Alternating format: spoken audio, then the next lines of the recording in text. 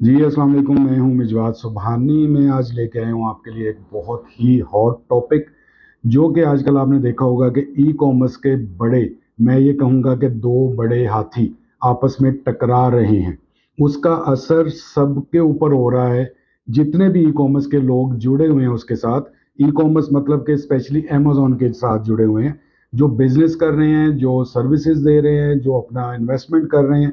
Investor अपनी जगह परेशान है, स्टूडेंट अपनी जगह परेशान है, सर्विस प्रोवाइडर अपनी जगह परेशान है।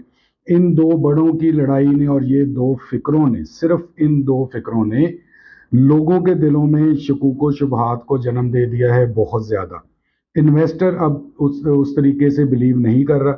इन्वेस्टर के क्वेश्चंस बढ़ गए हैं, इंक्वायरीज बढ़ गई हैं स्टूडेंट्स के लिए जो फ्रेश स्टूडेंट्स होते हैं, जो सर्विस प्रोवाइडर मींस एजेंसीज चला रहे हैं या इंडिविजुअल लेवल पे वो सर्विस प्रोवाइडर कर रहे हैं।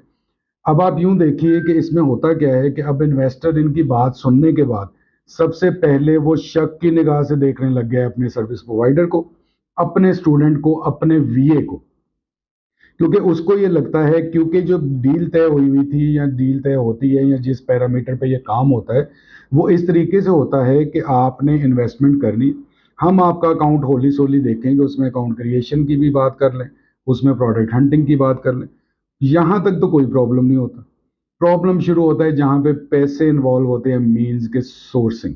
अभी जो आपके पास, जो अभी आप सबको पता होगा कि जो इशू चल रहा है, जो इन दो बड़ों की लड़ाई के अंदर जो सेंटेंसेस आए हैं, वो सेंटेंसेस सबसे पहले आए हैं कि सोर्सिंग में अपने मार्जिन की बात की गई है। ठीक है, इसको मैं प्रॉपरली आपको बताऊंगा कि ये बेसिकली बैकएंड पे होता क्या है और किस तरीके से ये चीजें चलती हैं और किस तरीके से इन्होंने किया। ठीक, जिसको कि अब उन्होंने एक साइड ने अपने आप को क्लियर करने के लिए, ठीक है, मीन्स के गंगा नहाने के लिए उन्होंने कर दिया कि जी मैंने ये चीज की थी, मैं आज सबसे जिनके साथ मैंने किया था या जिनके साथ ये सारा कुछ हुआ है, मैं उनसे माफी मांगता हूँ। ठीक है, और दूसरे जो बड़े अपना साहब हैं, उनके ऊपर उन्होंने वो सारा चीज कर दिया कि बेसिकली तो मैं उनको फॉलो कर रहा था या उनके एक सिस्टम में क्योंकि मैं मौजूद था। अब जब तक आप सिस्टम में मौजूद थे तब तक सब कुछ ठीक था, तब भी आप यही इसी लेवल पे थे। ठीक है, तब भी आप सीनियर थे, तब भी आप काम कर रहे थे, तब तो चाह के पैसे आ रहे हैं तो चलो ठीक है, ये तो निजाम ऐसे ही चलना, क्योंकि हम किसी को सर्विसेज प्रोवाइड कर रहे हैं।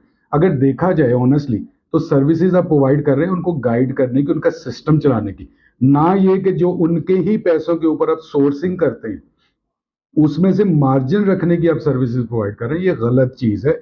ये नहीं होना चाहिए था तब भी, ये नहीं होना चाहिए अब भी। और अगर अब किया है तो उसको इस तरीके से, जब आप लड़ाई कर रहे हैं, जब आप सारे सेंटेंसेस एक दूसरे को बोल रहे हैं, एक उसको कहता है कि जी इसने सारी वो चीजों पे मुझे लगाया है कि जो मैंने अदर ग्रुप के बारे में जितनी भी रोस्टिंग की है, बैशिंग की है, उनके खिलाफ पोस्ट लगाई है नेगेटिव, वो मैंने इन बड़े साहब के कहने पे लगाई है।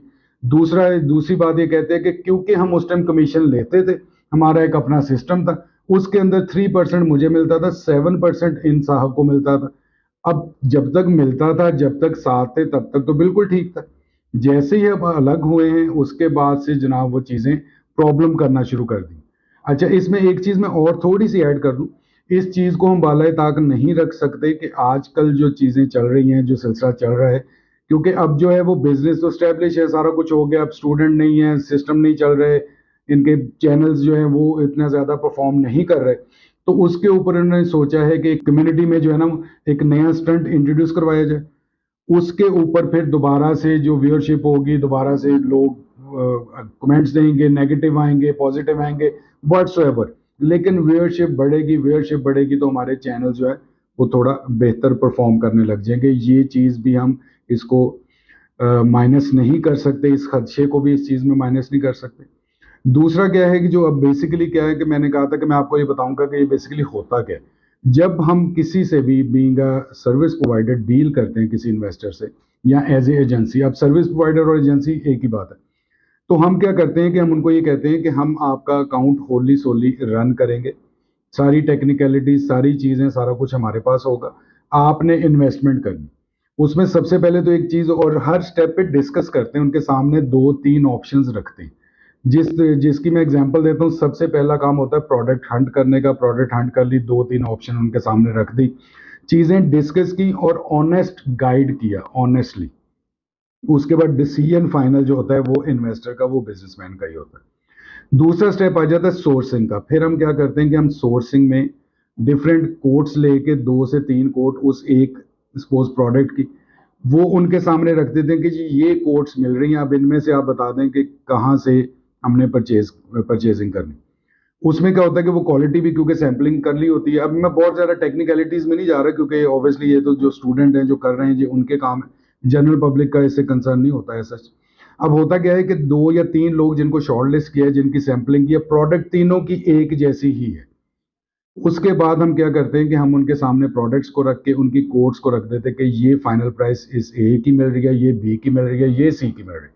अब उसमें से जो हमारा इन्वेस्टर जो बिजनेसमैन है वो हमसे ऑनेस्ट मांगता है, राय मांगता है, हम उसको राय दे देते हैं कि इस तरीके से हम इसके पास चले जाते हैं। इवन देन फाइनल डिसीजन उसने कर लिया। ये मैं वो बता रहा हूँ जो हम एथिकली करते हैं या होना चाहिए।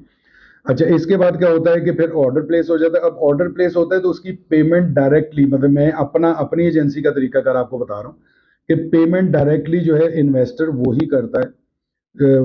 उसके बाद क्या होता है कि वो ऑर्डर प्लेस हो जाता है। उसके बाद जितनी भी पेमेंट्स होती हैं उसमें किसी के इंस्पेक्शन अगर किसी से करवानी है वो पेमेंट डायरेक्टली, डील सारी इन्वेस्टर के सामने होती है कि ये डील हुई है, इतनी पेमेंट हमने इसको करनी। फिर उसके बाद शिपिंग आ जाती है, शिपिंग के बाद प्रोडक्ट पहुंच जाती है, लॉन्च हो जाती है। अब इसके बाद क्या होता है कि इसके बाद आपके एसएच ये वाली चीज़ों के अपना ऑप्शन नहीं रहती। बेसिकली जो सबसे बड़ा इसमें जो आता है ना, एक अपना कह लें कि पॉइंट आता है जहां पे आप थोड़ा सा ये चीज़ें कर सकते हैं, वो आता है सोर्सिंग का। बहुत ज़्यादा ये मैं अब इसको लिंक करता हूँ कि कुछ अर्सा पहले मेरे पास एक साहब आए, उन्होंने ये जो दूसरा बड़ा ग्रुप है उसके ऑलरेडी उसके साथ काम कर रहे थे पिछले 1 साल से। उन्होंने कहा कि मैं अपने इंस्ट्रक्टर के साथ, जिसको मेंटोर भी कहते हैं आजकल, उनके साथ मैं काम कर रहा था उनकी सुपरविजन में। अब कहते जी मैं उनसे फेडअप हो गया। मैं कहा जी उसकी वजह आप बताएंगे क्यों फेडअप हुए। उन्होंने कहा उसकी फेडअप होने की वजह है कि उनकी कुछ ऐसी उन्होंने चीज़ें की हैं, कुछ ऐसी बीच में कुछ ऐसे इवेंट्स हुए कि मैं उनसे फेडअप हो गया। फिर मेरे इसरार करने पे उन्होंने बताया कि अब लास्टली हुआ है कि तकरीबन 2 से 3 माह पहले कि मैं हम किसी क्लाइंट के लिए, बेसिकली ना उनका बिजनेस ना इनका बिजनेस, ये एज ए सर्विस प्रोवाइडर काम कर रहे हैं, वो इनको सुपरविजन दे रहे हैं और बेसिकली क्लाइंट कोई और है। उसमें क्या हुआ है कि कहते हैं जब वही बात आ गई कि सोर्सिंग की जब बात आई तो मैंने उस पर अपना काम किया, उन्होंने अपना अपने लेवल पे मुझे थोड़ा सा गाइड किया। अब उसमें क्या हुआ कि मैंने कहते जब उनके सामने जो ऑप्शंस रखी हैं, एक ऑप्शन उन्होंने मेरे सामने रखी हैं, 2 ऑप्शंस मैंने उनके सामने रखी हैं, चीज़ें सारी टेस्ट कर ली, सारा कुछ कर लिया। उसके बाद क्या हुआ कि जब फाइनल करने की बात आई है तो मैं उन्होंने कहा कि इस ए सपोज ए हम कंसिडर करते हैं, ए सप्लायर जो है ना आपने इससे सोर्सिंग करनी। तो कहते हैं वो जो स्टूडेंट थे वो कह रहे थे कि मैंने उनको ये कहा कि सर बी जो अपना सप्लायर है वो इससे हमें तकरीबन कह लें कि 3-4% कम चार्ज कर रहा है, या उसकी जो रिक्वायरमेंट है, डिमांड है, या उसका रेट है वो उससे कम है, हमारी अच्छी सोर्सिंग हो जाएगी, क्लाइंट को फायदा होगा। तो वो कहते हैं उन्होंने मुझे ये कहा है कि नहीं आप इन दोनों को छोड़ें, आपने ए से ही करनी। पहले तो कहते जी मैंने 1-2 दफा आर्ग्यू करने की कोशिश की कि हम ए से क्यों करेंगे, आप क्यों इस चीज पे अपना फोर्स कर रहे हैं मुझे, जबकि बी का और सी का दोनों का रेट उससे बेहतर, बी का ज्यादा बेहतर। उन्हें कहा कि नहीं आपने इनसे नहीं करनी, जब मैं आपको कह रहा हूँ कि आपने ए से सोर्सिंग करनी है तो आपने ए से करनी। फिर कहते क्योंकि मैं सेटअप में मौजूद था, 1 साल से उनके साथ काम कर रहा था, मेरे उसके अलावा भी कुछ ना कुछ अंदर लिंक्स बन गए हुए थे। कहते मेरे थोड़ा सा एक्सप्लोर करने के ऊपर क्या हुआ कि पता चला कि उनकी कमीशन उधर सेट है कि 3% कमीशन इनको मिलती है। अब देखा जाए तो 3% कमीशन जो इनको मिलनी है और उससे 1 से 2% ज्यादा सप्लायर ले रहे, एक ही मार्केट में तीनों बैठे हुए सप्लायर ए बी एंड सी। अगर मैं बी और ए का कंपैरिजन करूं तो वो 5% ऐसे जस्टिफाई होते हैं। 3% ये जो मेरे उनके जो मेंटोर थे, जो से इंस्ट्रक्टर थे, वो ले रहे थे 3% कमीशन। 2% सप्लायर एक्स्ट्रा उनको चार्ज कर रहा था सिर्फ इस वजह से क्योंकि हम ये चीज़ें भूल जाते हैं कि जब सप्लायर्स को ये चीज़ें पता चलती हैं तो वो अपने रेट को अपना उसमें भी डिफरेंस लाते हैं क्योंकि उनको पता होता है कि यार ये खुद एक अच्छे सॉलिड और अपना एथिकल ग्राउंड्स पे काम नहीं कर रहे, तो वाई शुड वी, वो उनको भी तो पैसे चाहिए ना, उन्होंने भी पैसे कमाने। और ये वही बात आ जाती है कि जब आप खुद से किसी अच्छे तरीके से एथिकली या ईमानदारी से जिसको कहते हैं आप काम नहीं कर रहे, तो जिस भी किसी बंदे को पता चलेगा वो डेफिनेटली कोशिश करेगा कि जब ये एक इस तरीके से काम कर रहा है, ये बीच में कोई ना कोई अपनी कमीशन रख रहा है, तो मैं क्यों ना रखूं, मुझे मुझे भी तो ऑब्वियसली हर किसी को पैसे चाहिए। तो बताने का जो मकसद था, ये सारा कुछ इस किस्म का डिस्कस करने का जो मकसद था, वो ये था कि ये जो दो बड़े हाथी आपस में टकरा रहे हैं, इसका असर जो बहुत ज्यादा मैंने फील किया है पिछले कुछ दिन के अंदर, नए आने वाले लोगों पे बहुत ज्यादा हो रहा है। जो ऑलरेडी काम कर रहे हैं उनके ऊपर इसका असर आ रहा है। एजेंसीज को अब ज्यादा से ज्यादा अपनी, इवन यहां तक होता है कि उनको अब वो एफिडेविट्स तक आना शुरू हो गया काम, कि वो एफिडेविट लिखवाते हैं कि जी भाई आप ईमानदारी से करेंगे, हल्फ देने पड़ रहे हैं। ठीक है, कुछ सोचें यार इस चीज पे, आप बड़े हैं, आपको देख के लोग चल रहे हैं। आप उस चीज में आप एक माइलस्टोन का चीजें रखते थे कभी किसी दौर में। ठीक है, आज के दौर में अब क्या हो रहा है कि आप दोनों आपस में टकरा के और एक दूसरे की कमीशन वाली चीजें बता रहे हैं, कि आप कमीशन ले रहे हैं किसी की डील करके, किसी को आप सजेस्ट कर रहे हैं, किसी के साथ सपोर्ट कर रहे हैं। और मैं अभी आपको बताऊं, ये इतने इतने ज्यादा पैसे चार्ज करते हैं हर इन्वेस्टर से, क्योंकि हम सीनियर्स हैं, क्योंकि हम बड़े हैं, हमारी फिंगर टिप्स के ऊपर सब कुछ है। तो उसके बाद उसके अपना बैकएंड में हो क्या रहा है, वो ये हो रहा है कि आप उसमें छोटी छोटी कमीशन, एक तो अपने हैवी ड्यूटी अपना फीस ले ली, उसके बाद कमीशन भी नहीं आप छोड़ रहे। ये वही बात है कि जो हमारे कह लें कि हमारी रगों में एक चीज शामिल है, कि हम बीइंग अपना इंडो पाक और वो जो गुलामी और वो सिलसिला चल रहा था, हम कमीशन के बगैर काम कर ही नहीं सकते। क्यों गोरे हमारे से आगे हैं, क्यों वो बेहतर हैं, क्यों उनके ऊपर इतनी, अल्लाह ताला भी उनको इतना नवाजता है, क्योंकि वो नहीं कलमा गो, लेकिन वो ईमानदारी से काम करते हैं। ईमानदारी का लेवल अल्लाह के नजदीक अपना है। वो कलमा गो हो या वो कलमा गो ना हो, लेकिन वो काम ईमानदारी से करेगा, वो कामयाब होगा। तो मैं रिक्वेस्ट करूंगा इन दो बड़ों से, बड़े दो हाथियों से, कि आपस में ना टकराएं।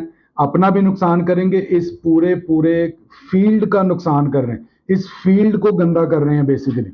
लोगों का नुकसान या लोगों के लिए कोई प्रॉब्लम नहीं है। इस फील्ड से जुड़े हुए कितने लोग हैं, कितने सर्विस प्रोवाइडर हैं, एजेंसीज बनाई हुई हैं, लोग अपना काम कर रहे हैं। कई लोग ऐसे हैं, हजारों लोग ऐसे हैं जिनका ओढ़ना बिछौना ये है। आप उनकी उनके लेवल को आप डिस्टर्ब कर रहे हैं। अब वो किस तरीके से, किस मुंह से जाके किसी को कहेंगे, उसे सबसे पहले शक की निगाह से ये देखना, यार तुमने तो बीच में हिडन फ्रॉड करना मेरे साथ, तुमने तो कमीशन रखनी है बीच में। अब उसके लिए हल्फ लेने पड़ रहे हैं।